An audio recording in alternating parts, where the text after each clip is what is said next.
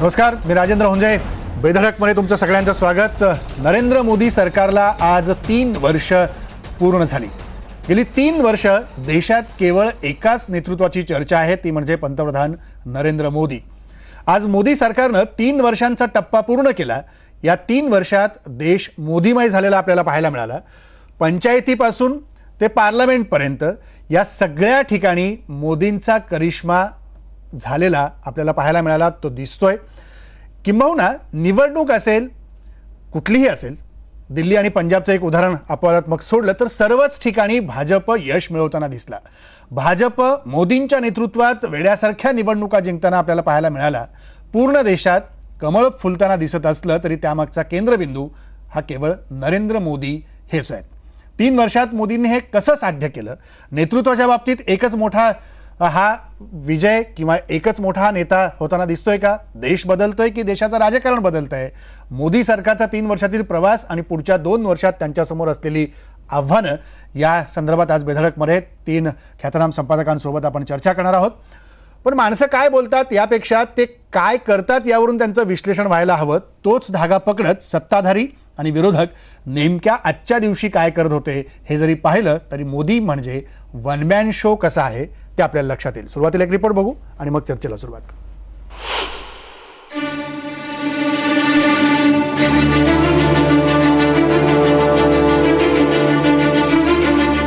मोदी आणि विरोधक नेमके कुठे उभे आहेत हे दाखवण्यासाठी ही दृश्य पुरेशी आहे. सरकारला 3 वर्ष पूर्ण होत असताना मोदींनी आसाममध्ये वेगवेगळ्या योजनांचं उद्घाटन केलं. ब्रह्मपुत्रेच्या उपनदीवर देशातला सर्वात लांब पूल बांधला गेला. त्याचं लोकार्पण सोहळाही मोदींच्या हस्ते पार पडला. आणि नेमक्या त्याच वेळेस दिल्लीत विरोधक एकत्र आले होते. मोदी मात्र विकासाच्याच मुद्द्यावर आसाममध्ये बोलत होते. एक विश्वस्तरीय इंफ्रास्ट्रक्चर के नमूने के रूप में तैयार करें तो पूरे साउथ ईस्ट एशिया उसकी इकोनॉमी के केंद्र बिंदु में भारत का यह भूभाग बहुत बड़ी अहम भूमिका अदा कर सकता है. देशात मोदी भविष्याच्या योजना आखत असताना विरोधक मात्र त्यांच्या अपयशावर बोट ठेवत आहेत. पण मोदींचा धडाका एवढा आहे की विरोधकांच्या विश्वासार्हतेवरच संशय यावा. फ्रंट पर मोदी फेल. एक चीज में सफल हुए मोदी कि आजादी के बाद मोदी के शासन में पाकिस्तान का झंडा लहर रहा है. जम्मू और कश्मीर में पाकिस्तान का झंडा, और हमारे सीमा के अंदर आके पाकिस्तान के सैनिक टेररिस्ट मार के निकल जाते हैं. 3 वर्षाच्या कारभारात अजून तरी सत्ताधारीच विरोधकांवर भारी पडताना दिसत आहेत. विरोधकांनी कितीही टीका केली तरी त्याला फार वजन येताना दिसत नाहीये. त्या उलट सत्ताधाऱ्यांना अजून तरी लोक ऐकताना दिसत आहेत. जो परंपरा में रहा है नहीं किया तो फिर जो आज हम लोगों ने तय किया सारे पार्टियों ने गोलबंद होकर के कि फिर हम इस देश में राजनीतिक लड़ाई लड़ने के लिए बाध्य होंगे. ये 3 सालों में देश की जनता का आत्मविश्वास बढ़ा है. ये 3 सालों में दुनिया में देश का गौरव प्रस्थापित करने में भारतीय जनता पार्टी की सरकार और भारतीय जनता पार्टी की सरकार के प्रधानमंत्री नरेंद्र मोदी जी सफल रहे हैं. और ये 3 सालों में देश की सोच का स्केल बदलने में भी इस देश के प्रधानमंत्री मोदी जी सफल रहे. दिल्लीत विरोधक जमले ते राष्ट्रपती पदाचा उमेदवार ठरवण्यासाठी. त्याला मायावती, ममता, शरद पवारांसह 17 पक्षांचे नेते हजर होते. केजरीवालही सध्या अनेक आरोपांच्या चक्रव्यूहात अडकले. पण नितीश कुमारांनी मात्र दांडी मारली. कदाचित ते एकमेव नेते आहेत जे मोदींना टक्कर देऊ शकतील. पण ते कसं हे सांगणं मात्र अवघड आहे. कौस्तुभ फलटणकर, IBN लोकमत, नवी दिल्ली.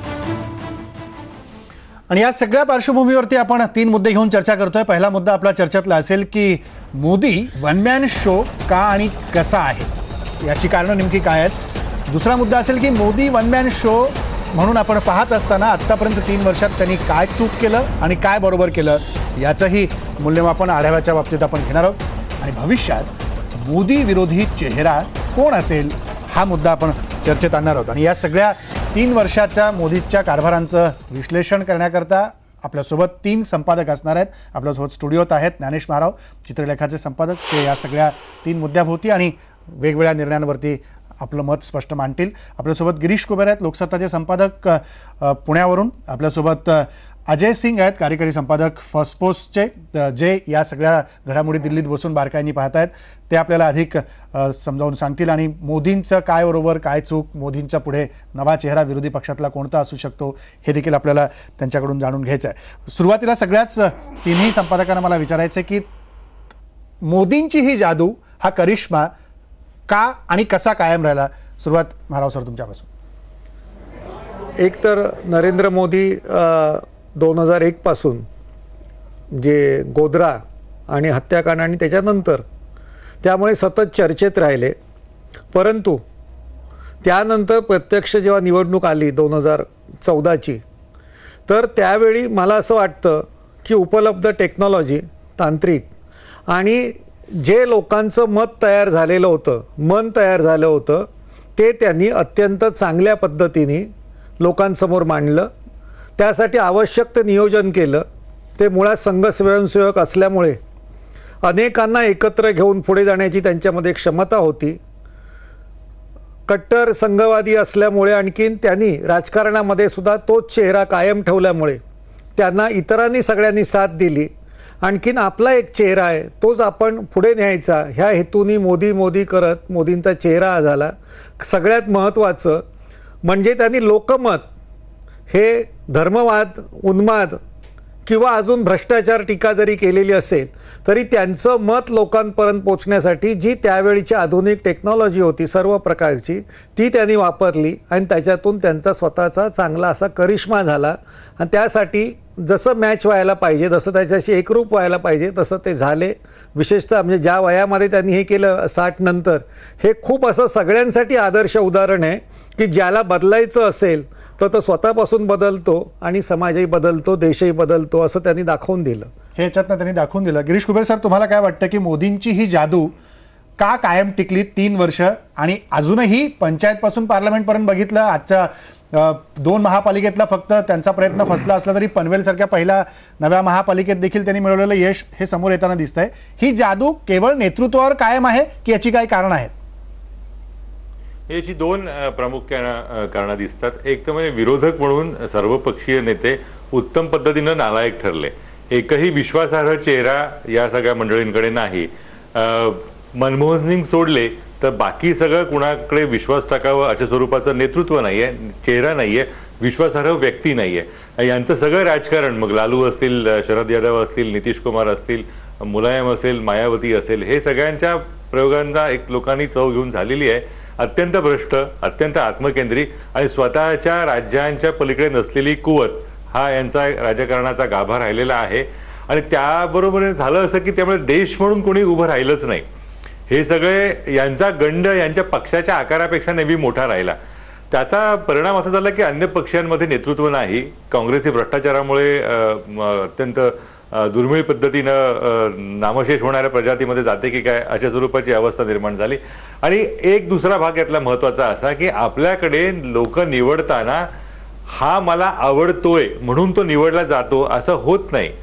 2014 साली जे काही मतदान झालं, जे काही निकाल लागला, तो आत्ता ते सत्ताधारी नालायक आहेत, आम्हाला त्यांना घरी पाठवायचंय म्हणून मग आम्हाला पर्याय म्हणून हा माणूस हवा, अशा स्वरूपानं ते मतदान झालं. आणि त्याचा जो एक प्रचंड मोठा स्वरूपाचा फायदा मिळाला भाजपला, तो त्यांनी राखून ठेवला.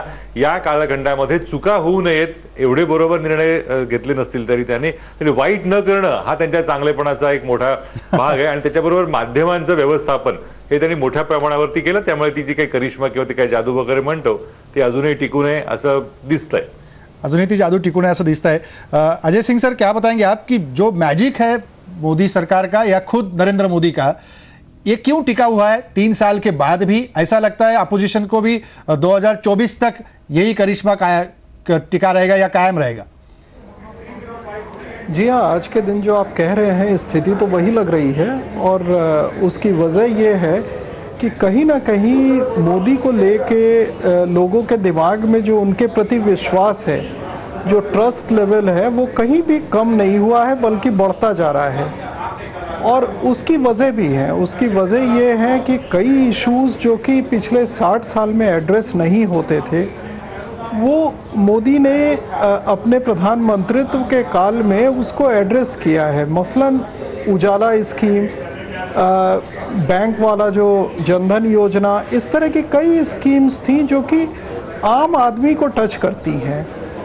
अच्छा, दूसरा एक इम्प्रेशन जो था कि इंडस्ट्रियल हाउसेस को ज़्यादा बड़ा वो मिलेगा, मतलब उनको एक्सेस ज़्यादा होगा, ऐसा नहीं हुआ, बल्कि उल्टा हो गया है कि सोशलिस्ट जो पॉलिसीज थी उसका इस सरकार में ज़्यादा इम्फेसिस है।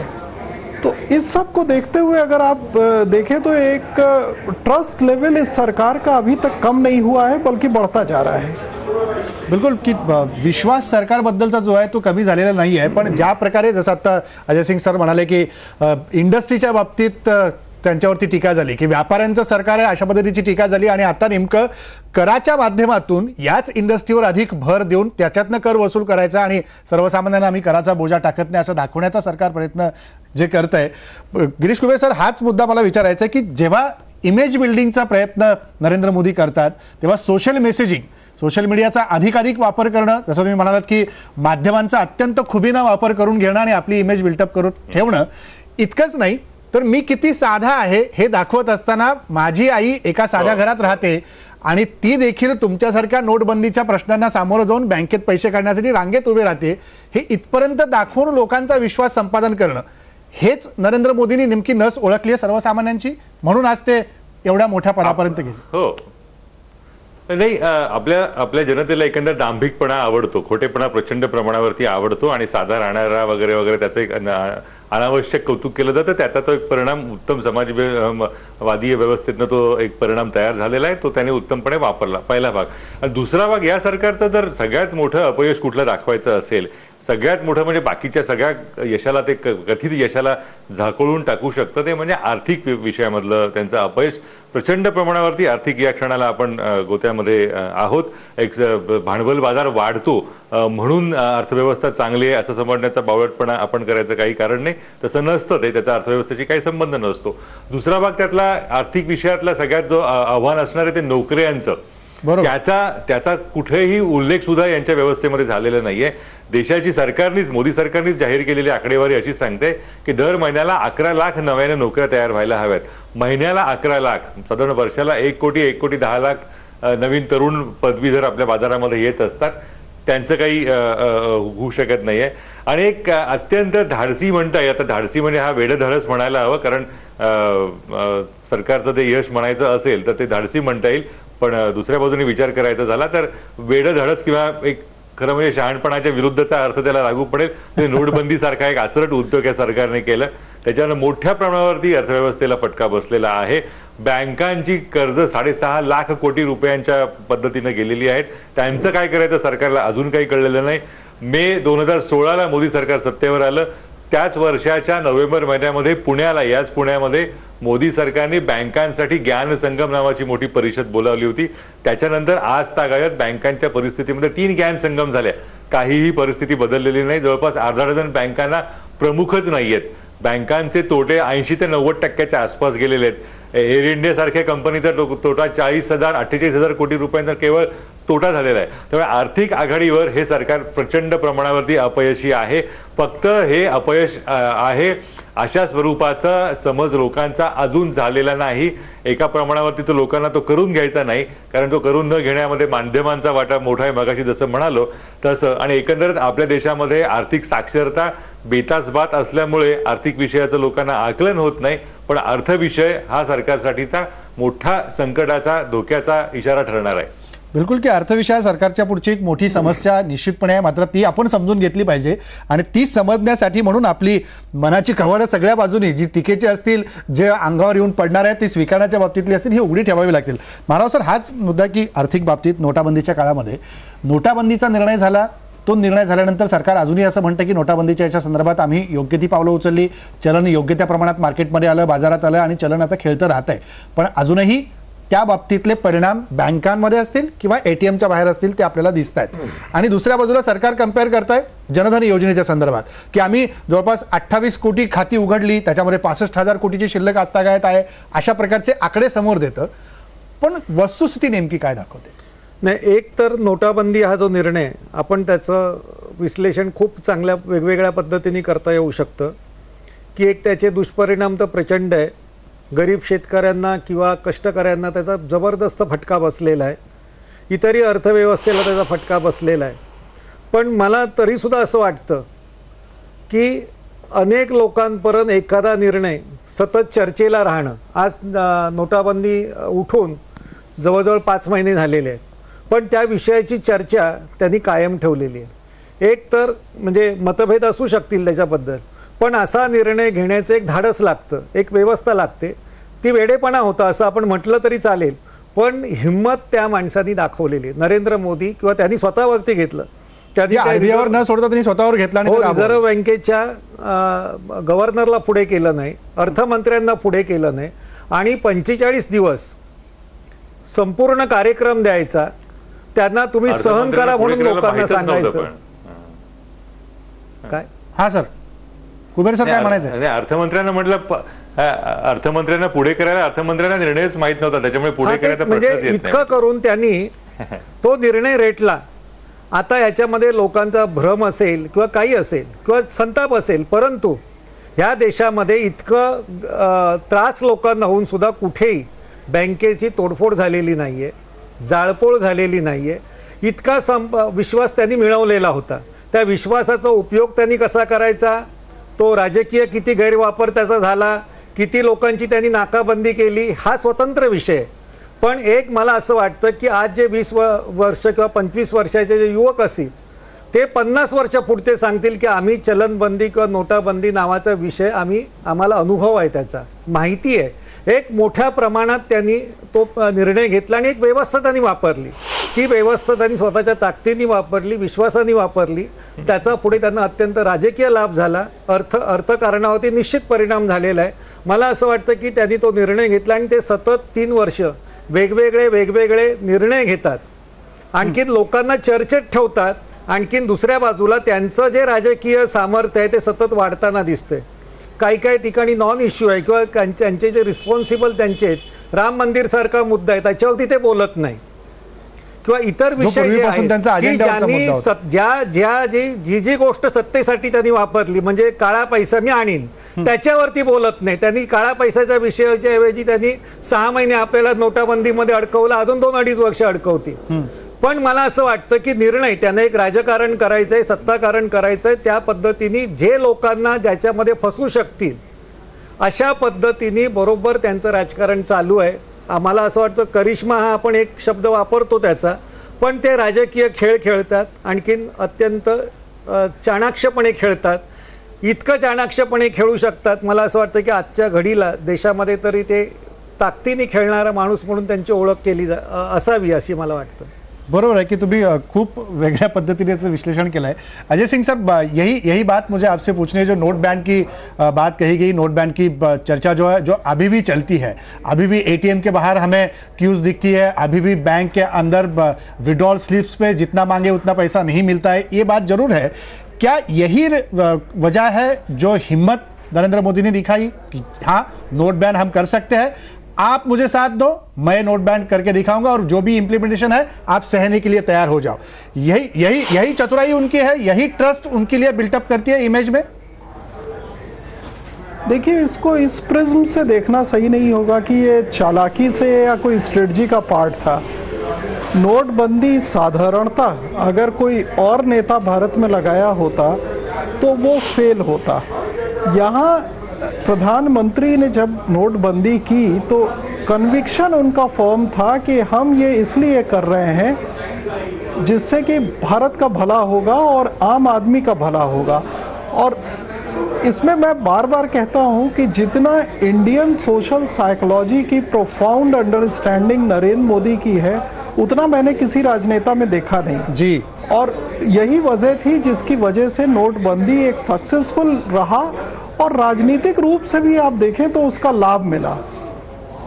बाकी लोग इसको समझ ही नहीं पाए। लेकिन सर क्या आप इस मुद्दे पर क्या कहेंगे? जो फुल मार्क्स देने होंगे या हाफ मार्क्स देने होंगे, तो कई चीजें सामने आती है। फुल मार्क्स के तहत देखा जाए तो जो भी अपना इनकम की बात हो, इनकम बढ़ा है, इनकम टैक्सेस की वजह से इनकम सरकार की बढ़ती दिख रही है, या फिर प्राइसेस के बारे में देखा है, इन्फ्लेशन के रेट के बारे में, तो इन्फ्लेशन बढ़ता हुआ दिखता है या घटता हुआ दिख रहा है आपको? और इसके बराबर में हाफ रेट्स अगर देने होंगे तो इन्वेस्टमेंट, और जैसे गिरीश कुबेर सर ने कहा कि जॉब्स की बात हो, तो किस तरीके से आप इन मुद्दों को देखते हैं? देखिए, मैं कौन होता हूं मार्क्स देने वाला? मार्क्स तो टीचर दिया करते हैं, लेकिन असेसमेंट की अगर आप बात करें तो ये ज़रूर है कि जॉब्स की जो बात है, जॉब्स पूरे इंटरनेशनल सिनेरियो में आप देखें तो जिस तरह से टेक्नोलॉजी का इंटरवेंशन है, जॉब्स कम हो रही हैं, पूरे वर्ल्ड ओवर ये है।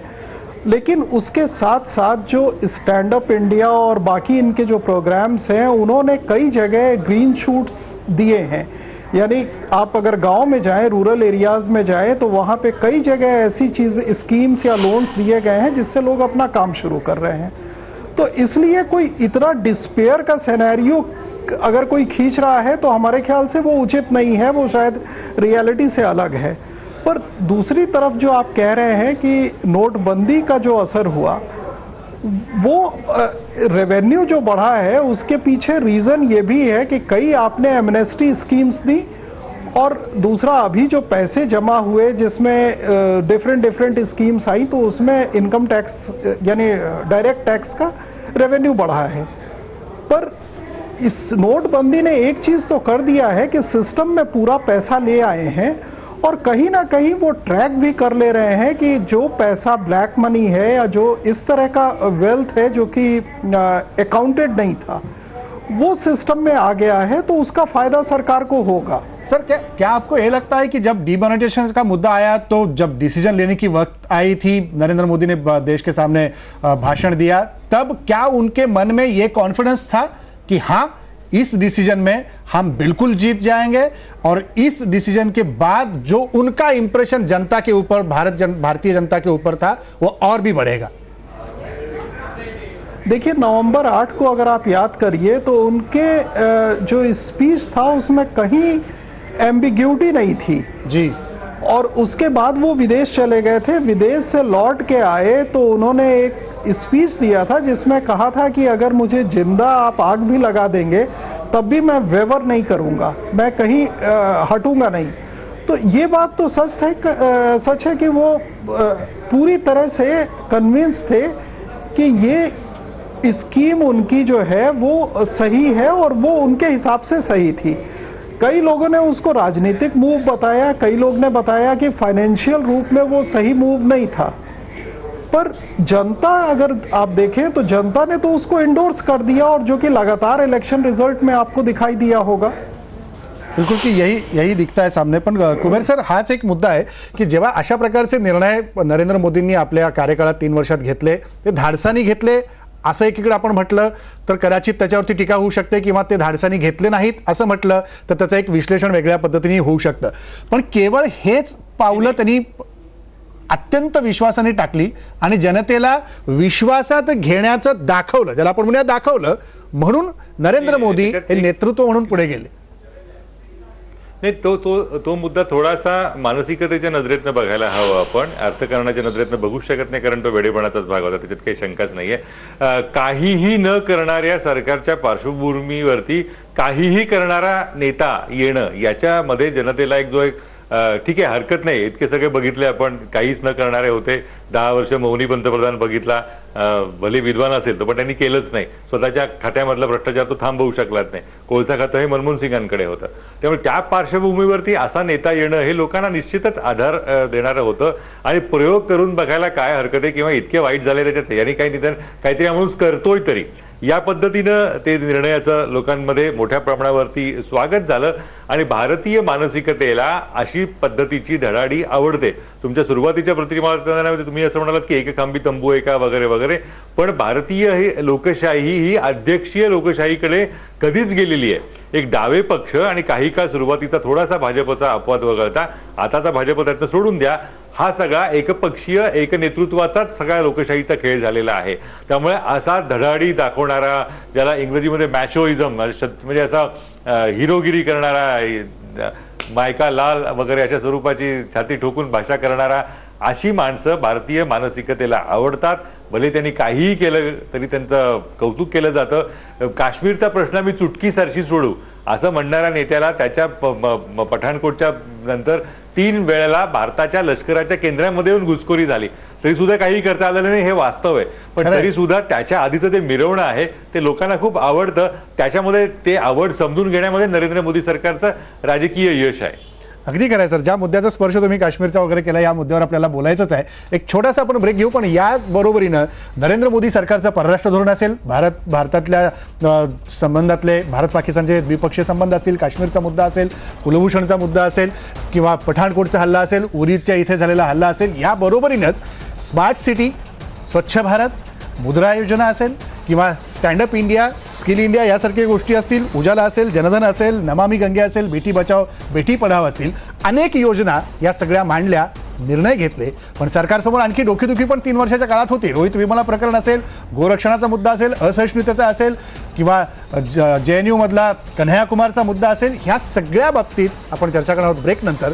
पण नरेंद्र मोदींच्या समोर असा कोणता विरोधी पक्षातला नेता आहे जो त्यांना तगडा विरोधक म्हणून समोर येऊ शकतो, याबद्दलही बोलूया ब्रेक नंतर.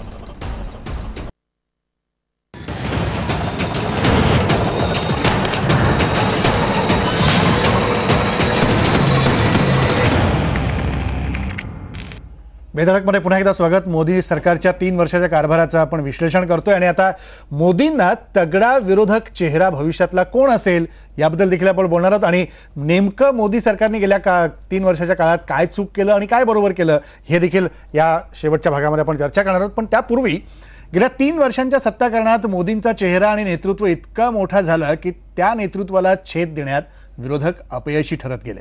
मोदींचा सामना करू शकेल असा विरोधी पक्षांकडे चेहरा आहे का, हाही मुद्दा चर्चेत शेवटपर्यंत आहे. पाहूयात एक रिपोर्ट.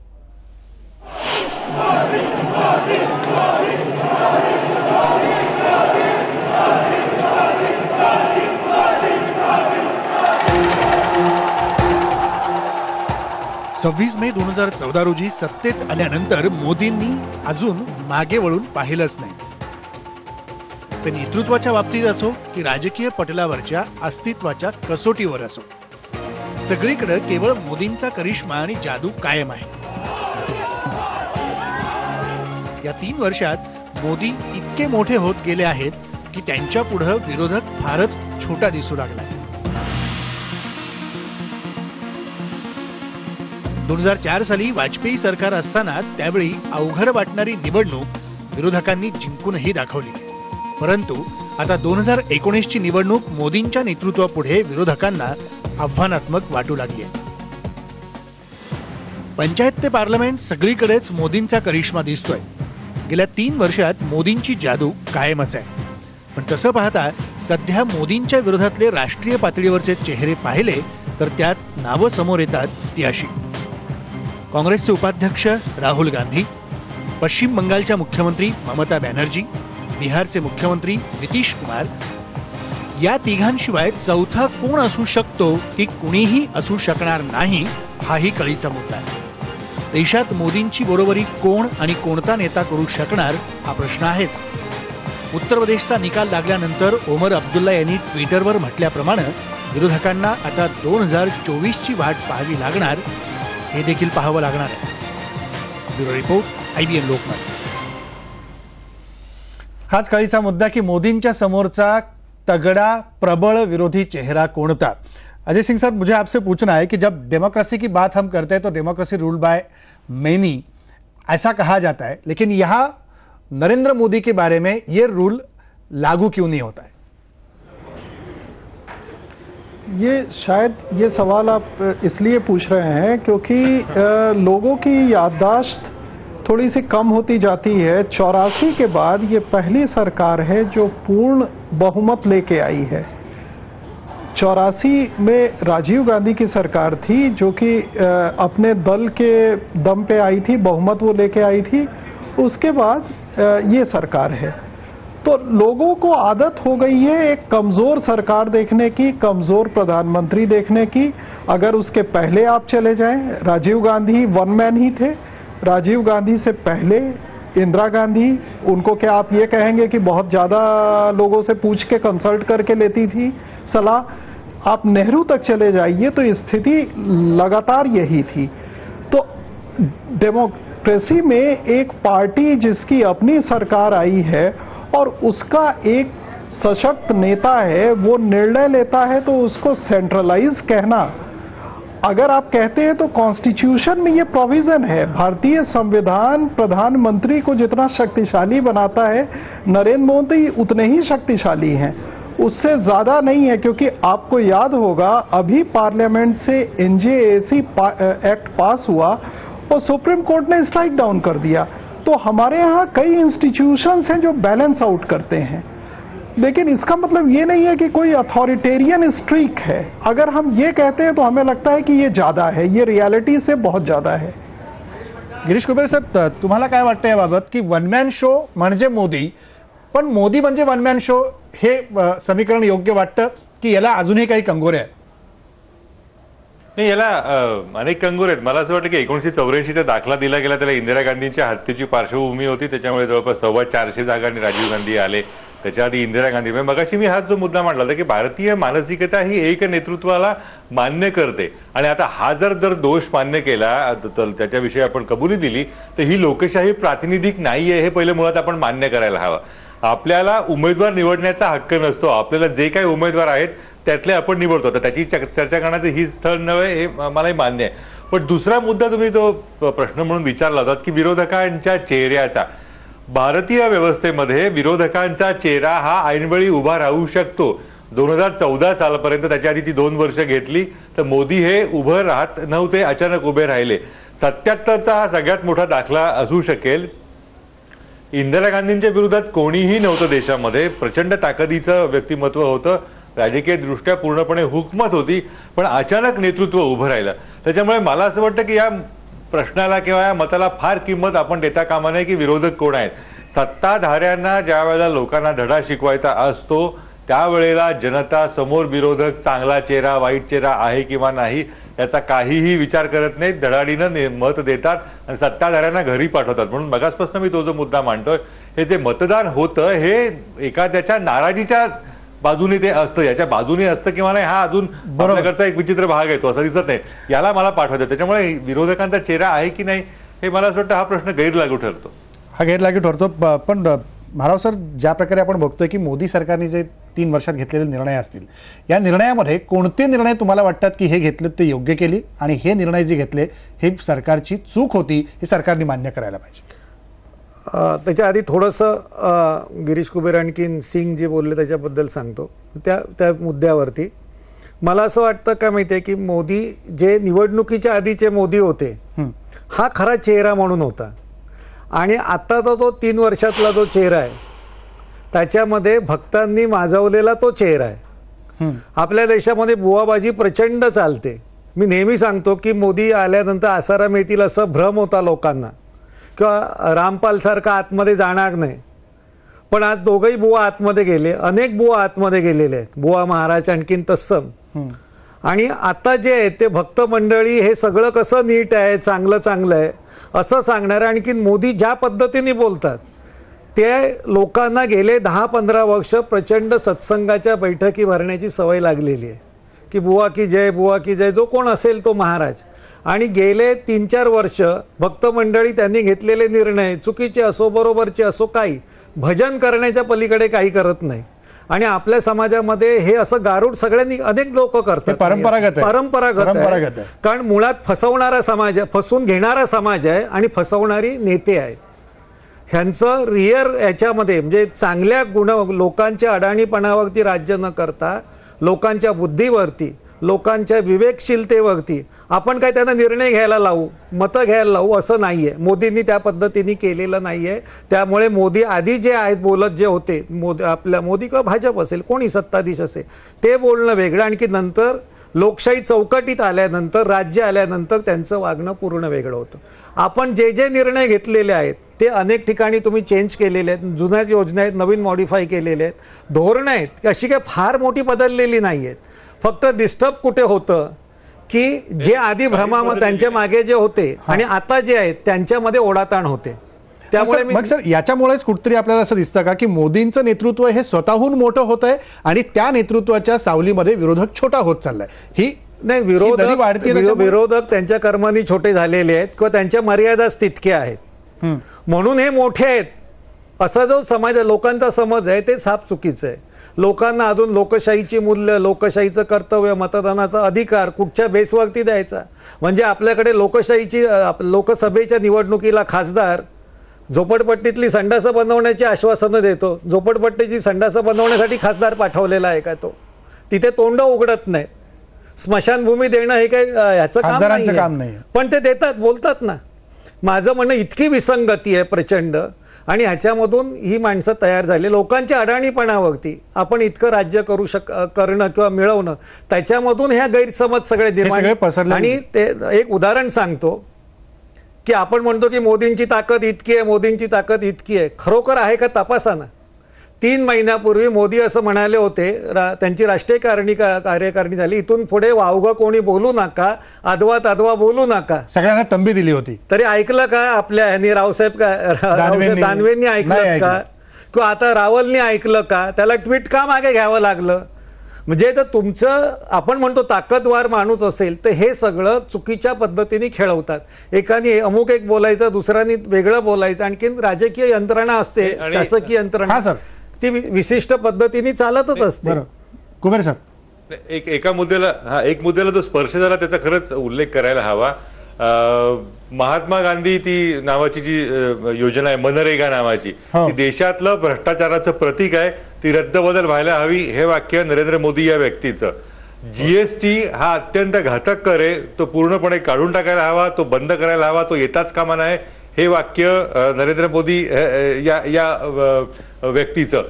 याच्या अनुषंगानं असे अनेक दाखले देता येतील. किमान मी 13 दाखले देऊ शकतो, 12 ते 13, की जे पूर्णपणे त्यांची भूमिका 180 कोनातनं बदललेली आहे आणि त्या ज्या योजनांना प्राणपणाने विरोध केला त्याच योजनांना आता प्राणपणाने त्या राबवण्याचा त्यांचा प्रयत्न आहे.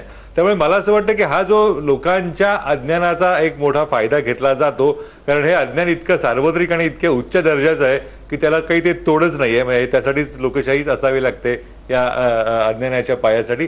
त्यामुळे ही धोरणं जी आहेत ही पूर्णपणे ज्यांनी विरोध करून जे सत्तेवर आले त्याच धोरणांची अंमलबजावणी सुरू आहे. हा मला असं वाटतं की एक महत्त्वाचा मुद्दा लोकांच्या समोर मांडायला हवा. अगदी खरा है. अजय सिंह सर, मुझे आपसे पूछना है कि इस परिस्थिति में क्या आपको अपोजिशन में एक क्रेडिबल चेहरा नजर में आता है जो मोदी के सामने खड़ा होगा और 2019 की जो इलेक्शन है उसका एक बड़ा चेहरा बन सकता है?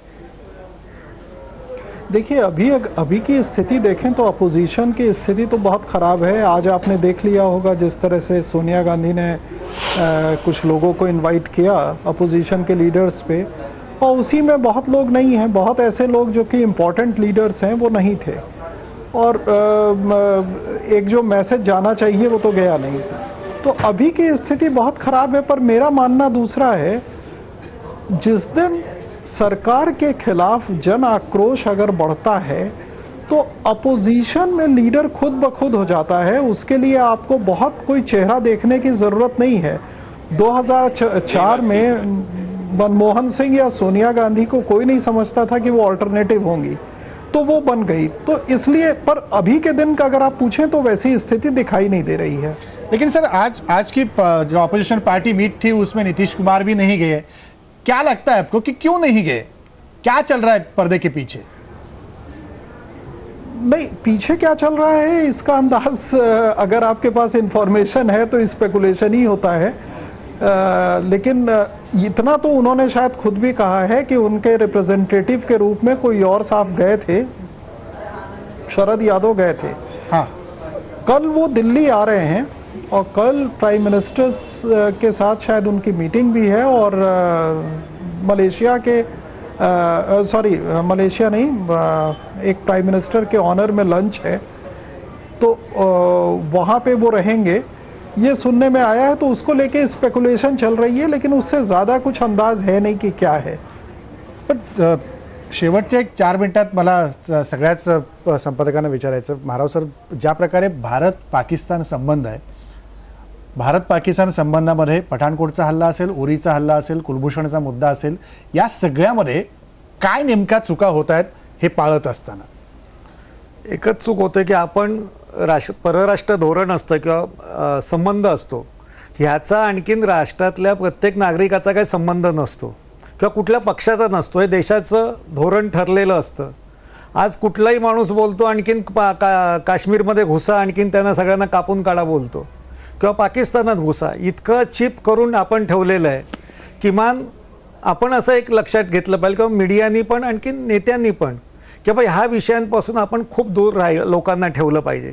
एक परराष्ट्र धोरण आहे, तुमच्यासाठी ती माणसं नेमलेली आहेत आणि ते कायम स्वरूपात चालू असतं। ते एखादं सरकार बदललं किंवा दुसरं बदललं म्हणून ते चेंज होत नाही, ते गांभीर्य मला वाटतं आता पूर्ण सुटलेलं आहे।